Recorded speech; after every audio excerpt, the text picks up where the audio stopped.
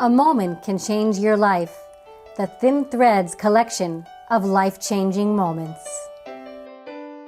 We've all experienced thin thread moments, a moment in life where we feel like we're barely hanging on. But we can learn that even in the thinnest threads, there is hope in the power of getting through difficult times. In Mary Ann's story, we learn of her personal strength and how she overcame one of life's most difficult challenges.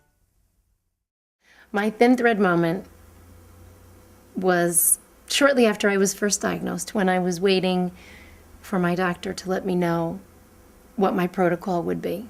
And my fear at that time was mastectomy. So when she called and told me that I did in fact need to have a mastectomy to save my life, I realized in that moment that I was stronger than at any other time in my life.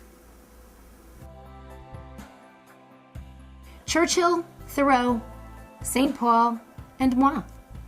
2004 seemed to be the year of thin threads, moment after moment in which life felt as if it were ready to come apart, and yet didn't. Somehow, each thread knitted itself to the next, making a lifeline stronger than anything I'd ever dreamed possible. A breast cancer diagnosis at age 39 and a subsequent stroke during the chemotherapy that followed made for an interesting year to turn 40.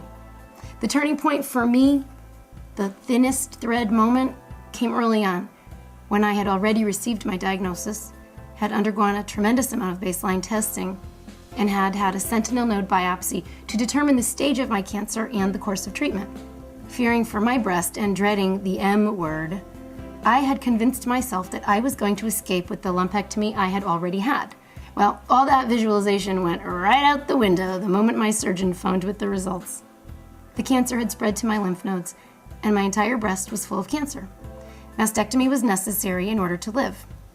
My best friend was at my house when I got that call.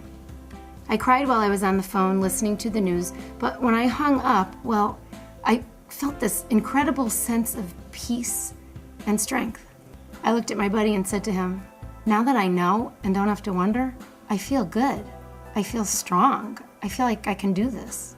He looked at me with tears in his eyes and said, "For when I am powerless, it is then that I am strong."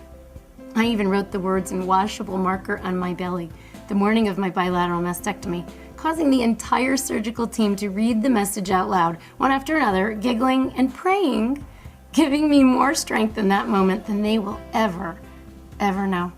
Winston Churchill said, "If you're going through hell, keep going." Henry David Thoreau said, "When a dog runs at you, whistle for him." I say, hope lives. Thin Threads, real stories of life-changing moments.